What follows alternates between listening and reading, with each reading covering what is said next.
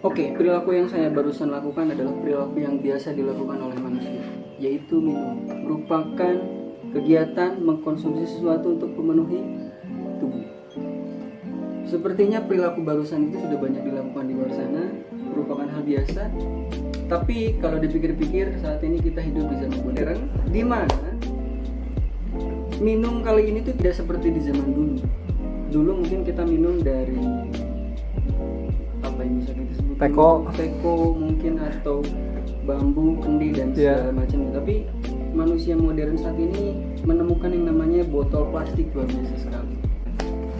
Oke, kenapa saya mulai membuat video ini? Kadang-kadang ya video seperti ini mungkin tidak banyak, dan bisa jadi teman-teman yang melihat video ini juga di kemudian hari mungkin mulai tersadar dengan cara apapun. Kenapa saya membuat video ini?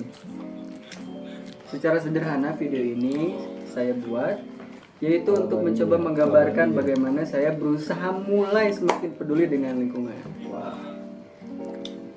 Dan ini bisa jadi dialami oleh beberapa orang. Jadi mungkin teman-teman di sini ada yang mengalami situasi yang sama. Saya coba untuk menumbuhkan kembali kali ya. Bukan begitu, enggak? Ya, benar. Nah, bagaimana kesadaran ini bisa terus kita jaga dengan kita dapat melakukan hal seperti ini. Ini berdasarkan pengalaman dan pandangan saya pribadi ya. Yang pertama, teman-teman perlu menganggap perilaku peduli lingkungan adalah pencapaian untuk diri sendiri. Itu perlu kita anggap seperti itu, karena kita perlu mengakui bahwa peduli lingkungan itu nggak bisa dilakukan semua orang loh. Itu saya sangat mengapresiasi dan ini prestasi saya. Gitu. Jadi kesadaran itu nggak bisa didapat semua orang. Sadar untuk menjaga lingkungan nggak bisa semua orang, dan level untuk sadar terhadap lingkungan juga beda-beda. Ada yang cuman levelnya baru mengingatkan, baru punya perhatian, belum sampai memperlakukan, dan saya juga mungkin baru sampai sadar. Tapi itu udah termasuk pencapaian. Yang kedua, teman-teman harus membuka pikiran untuk menerima informasi yang luas. Kita hidup di zaman informasi di mana aja. Kita nggak perlu nyari informasi loh sebetulnya. Bentar, yang luas tentang apa? Jadi gini nggak? Pengetahuan yang luas itu bisa kita dapat dari mana aja dan tentang apa aja. Nah, pengetahuan yang luas itu yang ada keterkaitan dengan lingkungan pastinya. Jadi sekarang kalau kita sering main HP, TikTok atau segala macam, mulai dari follow dulu, like dulu, itu juga bentuk menghargai kita yang cuma main di rumah TikTokan aja, like atau mengkomen akun-akun yang sebetulnya sudah mengkampanyekan lebih jauh. Jadi dari follow atau like aja kita selain menghargai mereka, kita juga dapat informasi. Paling tidak itu akan semakin menumbuhkan kesadaran. Yang ketiga, teman-teman harus mencoba mencari orang yang memiliki frekuensi yang sama.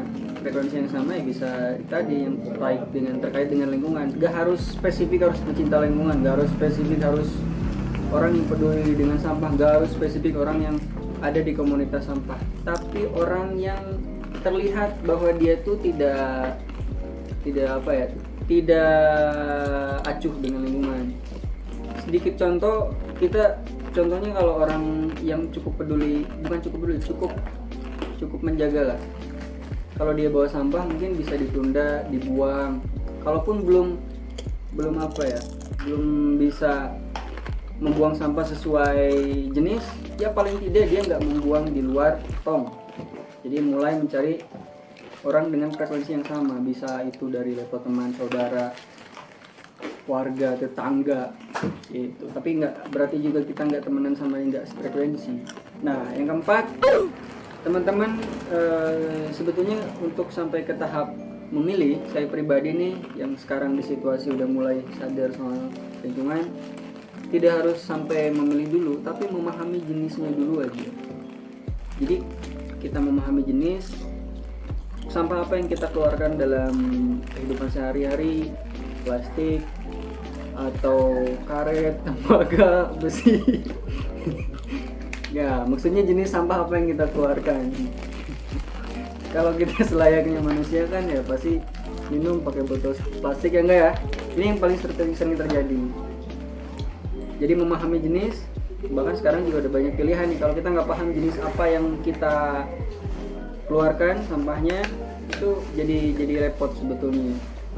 Jangankan untuk memilah sampah, kalau nggak paham jenis sampah apa ya pasti susah. Organik yang dibuang kan organik. Gitu ya. Dan yang kelima, ini poin terakhir ya sementara di video ini, itu yang saya jadikan sebagai pandangan. Kelima itu harus melihat sampah menjadi bernilai. Jadi Apa itu bernilai? nah, bernilai itu tidak harus beruang, tapi memiliki fungsi. Jadi nggak harus terjual, nggak harus kita jual, enggak. Minimal sampah itu diperlakukan dengan perilaku, upaya yang setidaknya punya fungsi kan, enggak ya, gitu ya. Oke. Karena di rumah nih contohnya saya menghasilkan kaleng banyak Banyak kaleng. Bukan sampah yang saya hasilkan adalah kaleng, dan itu banyak. Kenapa? Karena kalengnya disebutin ya. Oke, kaleng kental manis. Bekas susu. Bukan susu, tapi bukan susu. Kental manis. Iya, Udah bukan digugat, susu. ya. Kaleng kental manis. Jadi karena saya menghasilkan kaleng, saya berpikir bahwa kaleng ini sebetulnya bisa kita pergunakan untuk jadi pot, mungkin bisa dipergunakan untuk jadi tempat pensil, terus kita cat. Nah, itu juga upaya-upaya yang saya lakukan sih. Jadi mungkin di next kesempatan kita dokumentasi lebih digambarin lah gitu. Mungkin ke depan akan ada video tentang upaya apa aja yang saya lakukan untuk memperlakukan sampah dengan cara yang lebih ramah terhadap alam. Nah, ini jadi penting karena ini kan jadi supaya tidak memicu munculnya bencana itu aja.